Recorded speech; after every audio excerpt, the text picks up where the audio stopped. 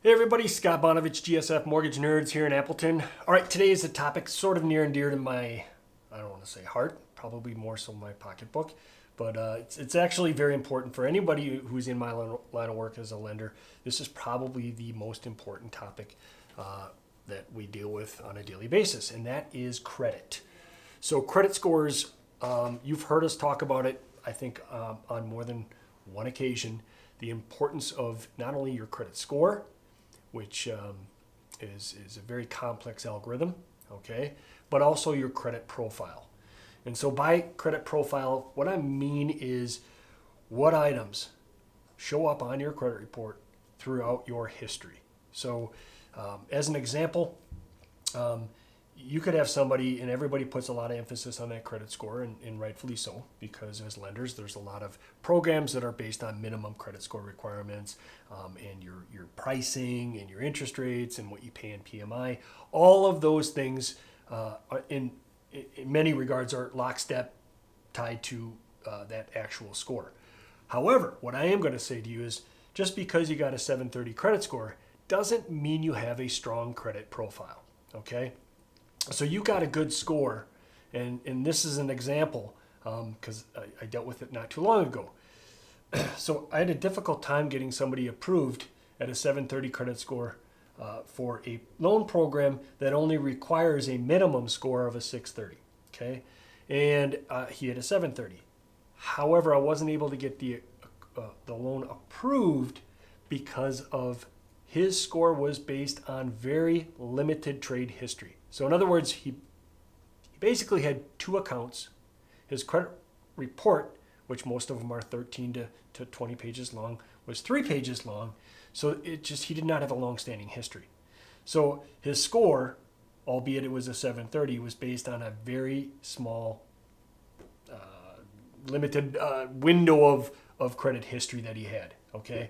Where on the flip side of that, I had somebody at a 640 credit score with that same program, got him approved because there was, 19 years of history throughout. And their score was a little bit lower, of course, because they had a few things that occurred in the last 12 months. So it's, again, and the reason I bring this topic up is because everybody thinks that they can jump on the internet, the worldwide information tool that they can use to be able to fix and repair their own credit and do these things before they come and get pre-approved. And I cannot reiterate enough the importance of stop trying to do that on your own. If I've got a bad tooth and I want to, I can certainly pull it out.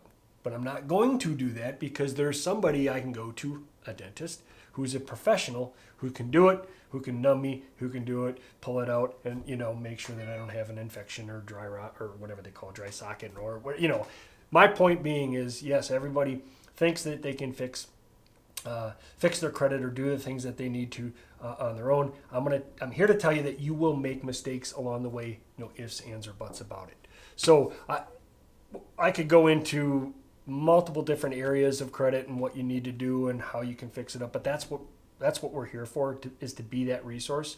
Because if I'm giving you general information, I'm going to tell you the people out here watching this video, you're all unique. So your credit report's as unique as your fingerprint.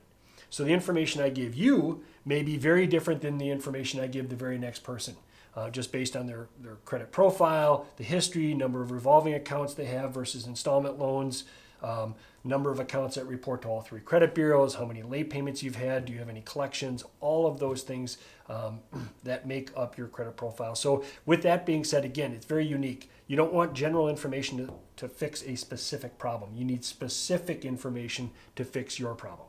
Or actually, it's not just credit scores being low, it's even a matter of somebody who's got a 720 credit score. If I can bounce their score in a short period of time before they end up getting an accepted offer and closing on their home, if I can bounce it 20 points, and that's very, very likely that I can in a short window of opportunity. That could be the difference of you getting a better interest rate, lower PMI payment factor, all of those things. So it's not just for those that are struggling with credit issues. It's those that have good credit, and we can get it to superior credit.